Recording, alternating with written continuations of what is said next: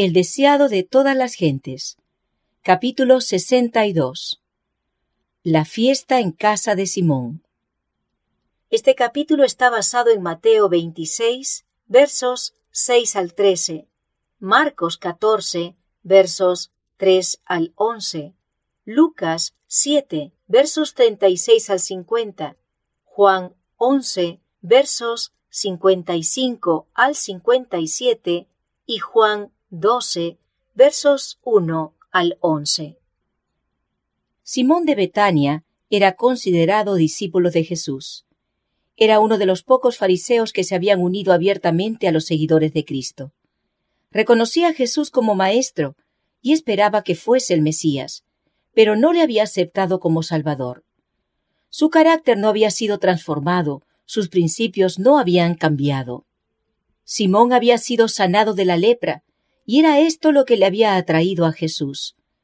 Deseaba manifestar su gratitud, y en ocasión de la última visita de Cristo a Betania, ofreció un festín al Salvador y a sus discípulos.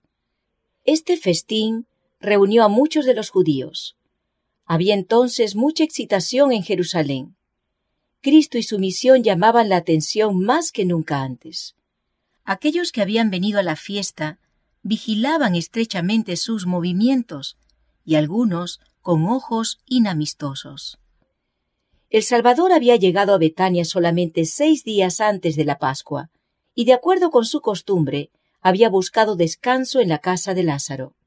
Los muchos viajeros que iban hacia la ciudad difundieron las noticias de que él estaba en camino a Jerusalén y pasaría el sábado en Betania. Había gran entusiasmo entre la gente. Muchos se dirigieron a Betania, algunos llevados por la simpatía para con Jesús y otros por la curiosidad de ver al que había sido resucitado. Muchos esperaban oír de Lázaro una descripción maravillosa de las escenas de ultratumba. Se sorprendían de que no les dijera nada. Nada tenía él de esta naturaleza que decir. La inspiración declara: los muertos nada saben. Su amor y su odio y su envidia feneció ya. Pero Lázaro tenía un admirable testimonio que dar respecto a la obra de Cristo. Había sido resucitado con este propósito. Con certeza y poder declaraba que Jesús era el Hijo de Dios. Los informes llevados de vuelta a Jerusalén por los que visitaron Betania aumentaban la excitación. El pueblo estaba ansioso de ver y oír a Jesús. Por todas partes se indagaba si Lázaro le acompañaría a Jerusalén y si el profeta sería coronado rey en ocasión de la Pascua. Los sacerdotes y gobernantes veían que su influencia sobre el pueblo estaba debilitándose cada vez más, y su odio contra Jesús se volvía más acerbo. Difícilmente podían esperar la oportunidad de quitarlo para siempre de su camino. A medida que transcurría el tiempo, empezaron a temer que al fin no viniera a Jerusalén. Recordaban cuán a menudo había frustrado sus designios criminales y temían que hubiese leído ahora sus propósitos contra él y permaneciera lejos. Mal podían ocultar su ansiedad y preguntaban entre sí: ¿qué os parece? ¿Que no vendrá la fiesta? Convocaron un concilio de sacerdotes y fariseos. Desde la resurrección de Lázaro, las simpatías del pueblo estaban tan plenamente con Cristo que sería peligroso apoderarse de él abiertamente. Así que las autoridades determinaron prenderle secretamente y llevarle al tribunal tan calladamente como fuera posible. Esperaban que cuando su condena se conociese, la voluble corriente de la opinión pública se pondría en favor de ellos. Así se proponían destruir a Jesús. Pero los sacerdotes y rabinos sabían que mientras Lázaro viviese, no estarían seguros. La misma existencia de un hombre que había estado 4 días en la tumba y que había sido resucitado por una palabra de Jesús, ocasionaría tarde o temprano una reacción. El pueblo habría de vengarse contra sus dirigentes por haber quitado la vida a aquel que podía realizar tal milagro. Por lo tanto, el Sanedrín llegó a la conclusión de que Lázaro también debía morir. A tales extremos conducen a sus esclavos la envidia y el prejuicio. El odio y la incredulidad de los dirigentes judíos habían crecido hasta disponerlos a quitar la vida a quien el poder infinito había rescatado del sepulcro. Mientras se tramaba esto en Jerusalén, Jesús y sus amigos estaban invitados al festín de Simón. A un lado del Salvador estaba sentado a la mesa Simón, a quien él había curado de una enfermedad repugnante, y al otro lado Lázaro, a quien había resucitado.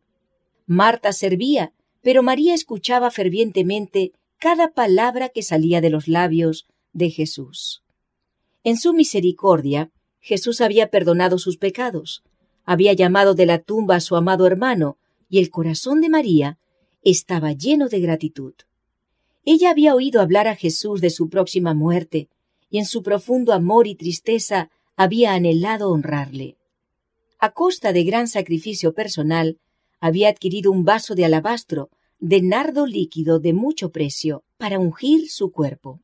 Pero muchos declaraban ahora que él estaba a punto de ser coronado rey. Su pena se convirtió en gozo, y ansiaba ser la primera en honrar a su Señor. Quebrando el vaso de ungüento, derramó su contenido sobre la cabeza y los pies de Jesús, y llorando postrada, le humedecía los pies con sus lágrimas, y se los secaba con su larga y flotante cabellera.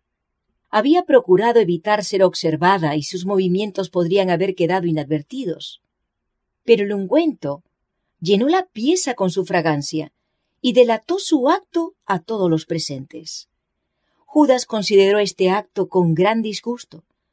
En vez de esperar para oír lo que Jesús dijera sobre el asunto, comenzó a susurrar a sus compañeros más próximos críticas contra Cristo, porque toleraba tal desperdicio. Astutamente hizo sugestiones tendientes a provocar descontento. Judas era el tesorero de los discípulos, y de su pequeño depósito había extraído secretamente para su propio uso, reduciendo así sus recursos a una escasa pitanza. Estaba ansioso de poner en su bolsa todo lo que pudiera obtener. A menudo había que sacar dinero de la bolsa para aliviar a los pobres, y cuando se compraba alguna cosa que Judas no consideraba esencial, él solía decir: ¿por qué se hace este despilfarro? ¿Por qué no se coloca el costo de esto en la bolsa que yo llevo para los pobres? Ahora el acto de María contrastaba tanto con su egoísmo que él quedaba expuesto a la vergüenza, y de acuerdo con su costumbre, trató de dar un motivo digno a su crítica en cuanto a la dádiva de ella. Dirigiéndose a los discípulos, preguntó: ¿por qué no se ha vendido este ungüento por 300 denarios y se dio a los pobres? Mas dijo esto no por el cuidado que él tenía de los pobres, sino porque era ladrón, y tenía la bolsa y traía lo que se echaba en ella. Judas no tenía amor a los pobres. Si el ungüento de María se hubiese vendido y el importe hubiera caído en su poder, los pobres no habrían recibido beneficio. Judas tenía un elevado concepto de su propia capacidad administrativa. Se consideraba muy superior a sus condiscípulos como hombre de finanzas, y los había inducido a ellos a considerarlo de la misma manera. Había ganado su confianza y tenía gran influencia sobre ellos. La simpatía que profesaba a los pobres los engañaba, y su artera insinuación los indujo a mirar con desagrado la devoción de María. El murmullo circuló la mesa. ¿Por qué se pierde esto? Porque esto se podía vender por gran precio y darse a los pobres. María oyó las palabras de crítica. Su corazón temblaba en su interior. Temía que su hermana la reprendiera como derrochadora. El maestro también podía considerarla impróvida. Estaba por ausentarse sin ser elogiada ni excusada, cuando oyó la voz de su Señor: «Dejadla, ¿por qué la fatigáis?». Él vio que estaba turbada y apenada. Sabía que mediante este acto de servicio había expresado su gratitud por el perdón de sus pecados e impartió alivio a su espíritu. Elevando su voz por encima del murmullo de censuras, dijo: «Buena obra me ha hecho, que siempre tendréis los pobres con vosotros, y cuando quisiereis les podréis hacer bien. Mas a mí no siempre me tendréis». Ésta ha hecho lo que podía, porque se ha anticipado a ungir mi cuerpo para la sepultura. El don fragante que María había pensado prodigar al cuerpo muerto del Salvador, lo derramó sobre él en vida. En el entierro, su dulzura sólo hubiera llenado la tumba, pero ahora llenó su corazón con la seguridad de su fe y amor. José de Arimatea y Nicodemo no ofrecieron su don de amor a Jesús durante su vida. Con lágrimas amargas trajeron sus costosas especias para su cuerpo rígido e inconsciente. Las mujeres que llevaron sustancias aromáticas a la tumba hallaron que su diligencia era vana, porque él había resucitado. Pero María, al derramar su ofrenda sobre el Salvador, mientras él era consciente de su devoción, le ungió para la sepultura.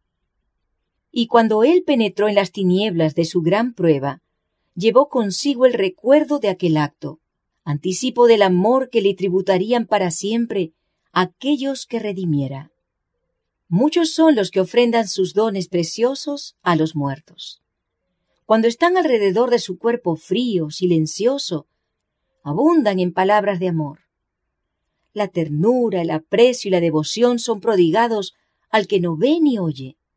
Si esas palabras se hubiesen dicho cuando el espíritu fatigado las necesitaba mucho, cuando el oído podía oír y el corazón sentir, cuán preciosa habría sido su fragancia.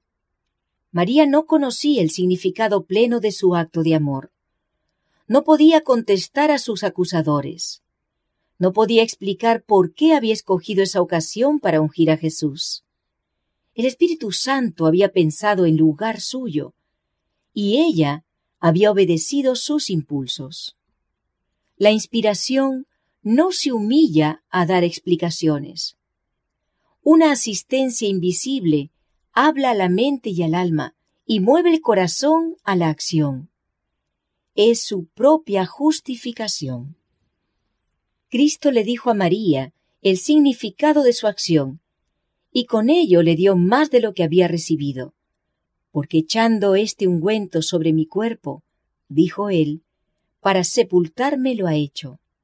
De la manera en que el alabastro fue quebrado y se llenó la casa entera con su fragancia, así Cristo había de morir, su cuerpo había de ser quebrantado, pero él había de resucitar de la tumba, y la fragancia de su vida llenaría la tierra. Cristo nos amó y se entregó a sí mismo por nosotros, ofrenda y sacrificio a Dios en olor suave. De cierto os digo, declaró Cristo, que donde quiera que este Evangelio fuere predicado en todo el mundo, también será dicho, para memoria de ella, lo que ésta ha hecho. Mirando en lo futuro, el Salvador habló con certeza concerniente a su Evangelio. Iba a predicarse en todo el mundo, y hasta donde el Evangelio se extendiese, el don de María exhalaría su fragancia, y los corazones serían bendecidos por su acción espontánea.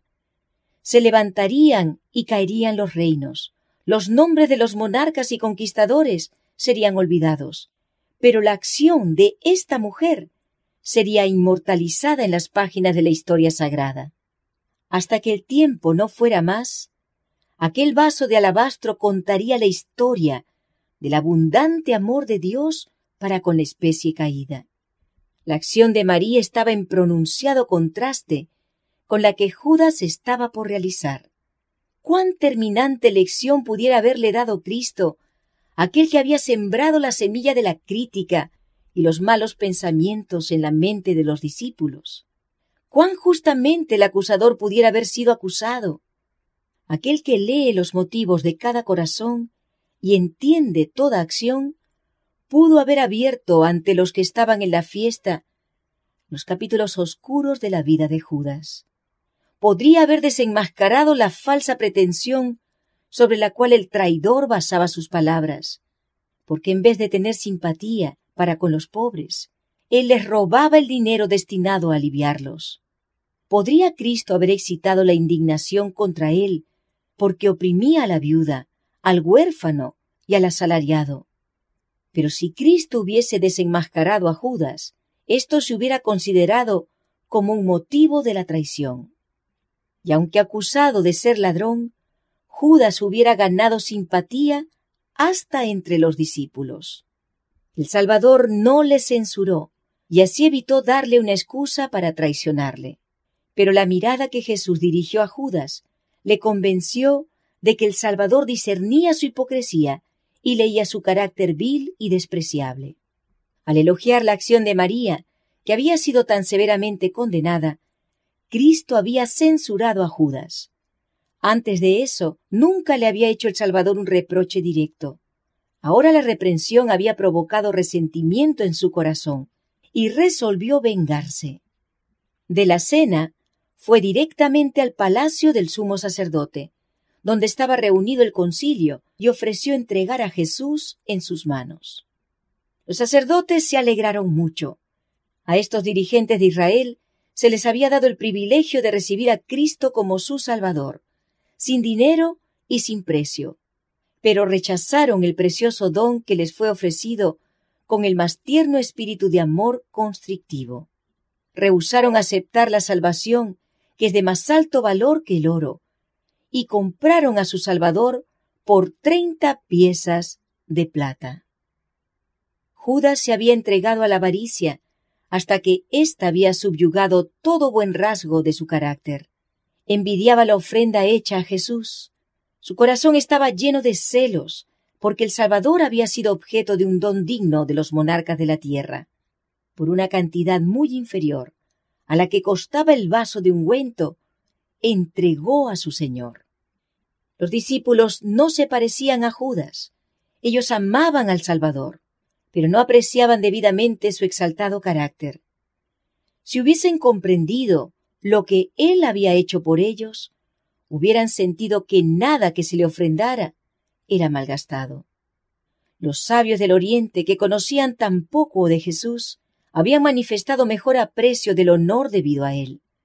Trajeron sus preciosos dones al Salvador y se inclinaron en homenaje delante de él, cuando no era sino un niño y yacía en un pesebre. Cristo apreciaba los actos de cortesía que brotaban del corazón. Cuando alguien le hacía un favor, lo bendecía con cortesía celestial. No rechazaba la flor más sencilla, arrancada por la mano de un niño, que se la ofrecía con amor. Aceptaba las ofrendas de los niños, bendecía a los donantes e inscribía sus nombres en el libro de la vida. En las Escrituras se menciona el ungimiento de Jesús por María para distinguirla de las otras Marías. Los actos de amor y reverencia para con Jesús son una evidencia de la fe en Él como Hijo de Dios. Y el Espíritu Santo menciona como evidencia de la lealtad de una mujer a Cristo: si ha lavado los pies de los santos, si ha socorrido a los afligidos, si ha seguido toda buena obra. Cristo se deleitó en el ardiente deseo de María de hacer bien a su Señor. Aceptó la abundancia del afecto puro, mientras que sus discípulos no lo comprendieron ni quisieron comprenderlo. El deseo que María tenía de prestar este servicio a su Señor era de más valor para Cristo que todo el ungüento precioso del mundo, porque expresaba el aprecio de ella por el Redentor del mundo. El amor de Cristo la constreñía. Llenaba su alma la sin par excelencia del carácter de Cristo. Aquel ungüento era un símbolo del corazón de la donante. Era la demostración exterior de un amor alimentado por las corrientes celestiales hasta que desbordaba. El acto de María era precisamente la lección que necesitaban los discípulos para mostrarles que la expresión de su amor a Cristo le alegraría. Él había sido todo para ellos, y no comprendían que pronto serían privados de su presencia, que pronto no podrían ofrecerle prueba alguna de gratitud por su grande amor. La soledad de Cristo, separado de las cortes celestiales, viviendo la vida de los seres humanos, nunca fue comprendida ni apreciada por sus discípulos como debiera haberlo sido. Él se apenaba a menudo porque sus discípulos nunca le daban lo que hubiera debido recibir de ellos. Sabía que si hubiesen estado bajo la influencia de los ángeles celestiales que le acompañaban, ellos también hubieran pensado que ninguna ofrenda era de suficiente valor para manifestar el afecto espiritual del corazón. Su comprensión posterior les dio una verdadera idea de las muchas cosas que hubieran podido hacer para expresar a Jesús el amor y la gratitud de sus corazones mientras estaban junto a Él. Cuando ya no estaba con ellos y se sintieron en verdad como ovejas sin pastor, empezaron a ver cómo hubieran podido hacerle atenciones que hubieran infundido alegría a su corazón. Ya no cargaron de reproches a María, sino a sí mismos. Oh, si hubiesen podido recoger sus censuras, su presentación del pobre como más digno del don que Cristo. Sintieron el reproche agudamente cuando quitaron de la cruz el cuerpo magullado de su Señor. La misma necesidad es evidente en nuestro mundo hoy. Son pocos los que aprecian todo lo que Cristo es para ellos. Si lo hicieran, expresarían el gran amor de María, ofrendarían libremente el ungüento y no lo considerarían un derroche. Nada tendrían por demasiado costoso para darlo a Cristo. Ningún acto de abnegación o sacrificio personal les parecería demasiado grande para soportarlo por amor a Él. Las palabras dichas con indignación, ¿por qué se pierde esto?, recordaron vívidamente a Cristo el mayor sacrificio jamás hecho, el don de sí mismo en propiciación por un mundo perdido. El Señor quería ser tan generoso con su familia humana que no pudiera decirse que Él habría podido hacer más. En el don de Jesús, Dios dio el cielo entero. Desde el punto de vista humano, tal sacrificio era un derroche desenfrenado. Para el raciocinio humano, todo el plan de la salvación es un derroche de mercedes y recursos. Podemos ver abnegación y sacrificio sincero en todas partes. Bien pueden las huestes celestiales mirar con asombro a la familia humana que rehúsa ser elevada y enriquecida con el infinito amor expresado en Cristo. Bien pueden ellas exclamar, ¿por qué se hace este gran derroche? Pero la propiciación para un mundo perdido había de ser plena, abundante y completa. La ofrenda de Cristo era sumamente abundante para enriquecer a toda alma que Dios había creado. No debía restringirse de modo que no excediera el número de los que aceptarían el gran don. No todos los hombres se salvan. Sin embargo, el plan de redención no es un desperdicio, porque no logra todo lo que está provisto por su liberalidad. Debía haber suficiente y sobrar. Simón, el huésped, había sentido la influencia de la crítica de Judas respecto al don de María, y se había sorprendido por la conducta de Jesús. Su orgullo de fariseo se había ofendido. Sabía que muchos de sus huéspedes estaban mirando a Cristo con desconfianza y desagrado. Dijo entre sí, si fuera profeta, conocería quién y cuál es la mujer que le toca, que es pecadora. Al curarlo a Simón de la lepra, Cristo lo había salvado de una muerte viviente. Pero ahora Simón se preguntaba si el Salvador era profeta, porque Cristo permitió que esta mujer se acercara a él, porque no la rechazó con indignación, como una persona cuyos pecados eran demasiado grandes para ser perdonados, porque no demostró que comprendía que ella había caído. Simón estaba tentado a pensar que él no era profeta. Jesús no sabe nada en cuanto a esta mujer, que es tan liberal en sus demostraciones, pensaba él. De lo contrario no permitiría que le tocase. Pero era la ignorancia de Simón respecto a Dios y a Cristo lo que le inducía a pensar así. No comprendía que el Hijo de Dios debía actuar como Dios, con compasión, ternura y misericordia. El plan de Simón consistía en no prestar atención al servicio de penitencia de María. El acto de ella de besar los pies de Cristo y ungirlos con ungüento era exasperante para su duro corazón, y pensó que si Cristo era profeta, debería reconocer a los pecadores y rechazarlos. A estos pensamientos inexpresados contestó el Salvador: Simón, una cosa tengo que decirte. Un acreedor tenía 2 deudores. El uno le debía 500 denarios y el otro 50. Y no teniendo ellos de qué pagar, perdonó a ambos. Di pues, ¿cuál de estos le amará más? Y respondiendo Simón dijo, pienso que aquel al cual perdonó más. Y él le dijo, rectamente has juzgado. Como Natán con David, Cristo ocultó el objeto de su ataque bajo el velo de una parábola. Cargó a su huésped con la responsabilidad de pronunciar sentencia contra sí mismo. Simón había arrastrado al pecado a la mujer a quien ahora despreciaba. Ella había sido muy perjudicada por él. Por los dos deudores de la parábola estaban representados Simón y la mujer. Jesús no se propuso enseñar qué grado de obligación debían sentir las dos personas, porque cada una tenía una deuda de gratitud que nunca podría pagar. Pero Simón se sentía más justo que María, y Jesús deseaba que viese cuán grande era realmente su culpa. Deseaba mostrarle que su pecado superaba al de María, en la medida en que la deuda de 500 denarios excedía a la de 50. Simón empezó ahora a verse a sí mismo desde un nuevo punto de vista. Vio cómo era considerada María por quien era más que profeta.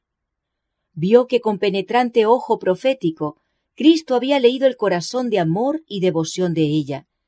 Sobrecogido de vergüenza, comprendió que estaba en la presencia de uno que era superior a él. Entré en tu casa, continuó Cristo. No me diste agua para mis pies. Pero con lágrimas de arrepentimiento, impulsada por el amor, María ha lavado mis pies y los ha secado con su cabellera.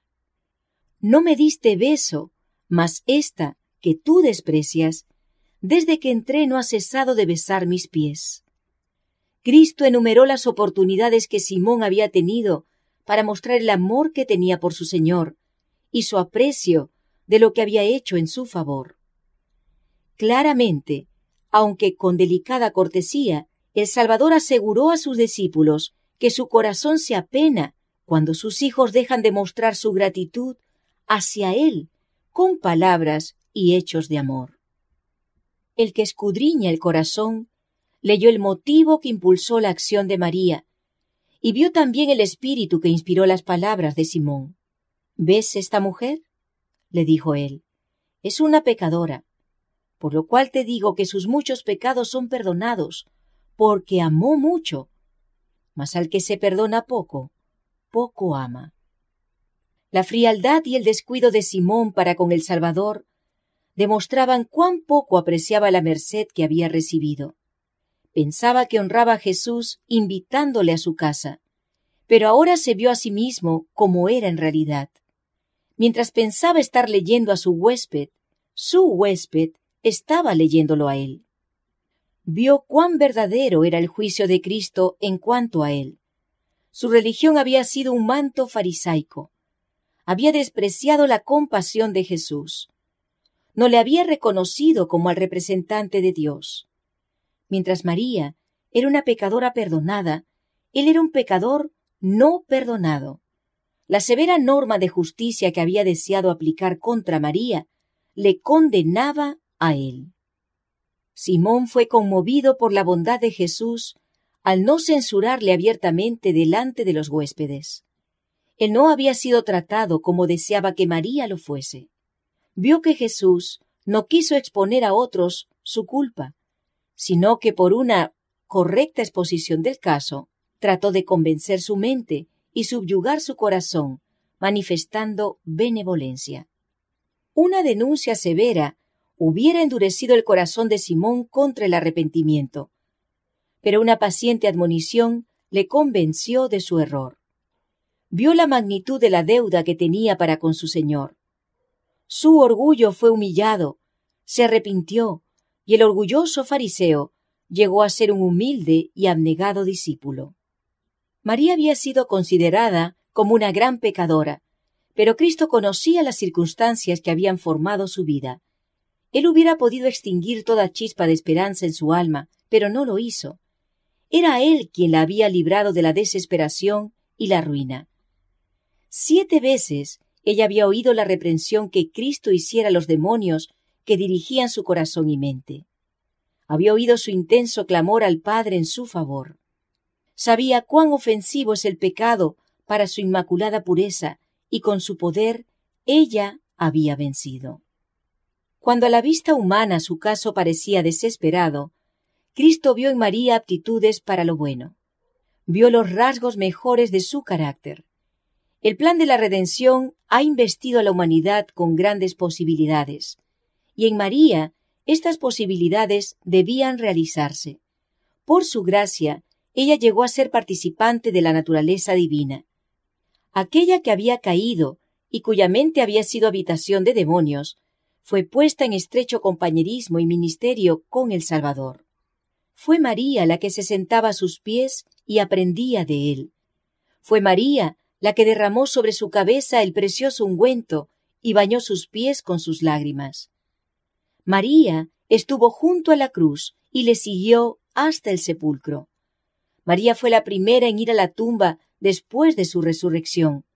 Fue María la primera que proclamó al Salvador resucitado. Jesús conoce las circunstancias que rodean a cada alma. Tú puedes decir, soy pecador, muy pecador. Puede serlo. Pero cuanto peor seas, tanto más necesitas a Jesús. Él no se aparta de ninguno que llora contrito. No dice a nadie todo lo que podría revelar, pero ordena a toda alma temblorosa que cobre aliento. Perdonará libremente a todo aquel que acuda a Él en busca de perdón y restauración. Cristo podría encargar a los ángeles del cielo que derramen las redomas de su ira sobre nuestro mundo, para destruir a aquellos que están llenos de odio contra Dios. Podría limpiar este negro borrón de su universo, pero no lo hace. Él está ahora junto al altar del incienso, presentando las oraciones de aquellos que desean su ayuda. A las almas que se vuelven a Él en procura de refugio, Jesús las eleva por encima de las acusaciones y contiendas de las lenguas. Ningún hombre, ni ángel malo puede acusar a estas almas. Cristo las une a su propia naturaleza divino-humana. Ellas están de pie junto al gran expiador del pecado, en la luz que procede del trono de Dios. ¿Quién acusará a los escogidos de Dios? Dios es el que justifica. ¿Quién es el que condenará? Cristo es el que murió. Más aún, el que también resucitó, quien además está a la diestra de Dios, el que también intercede por nosotros.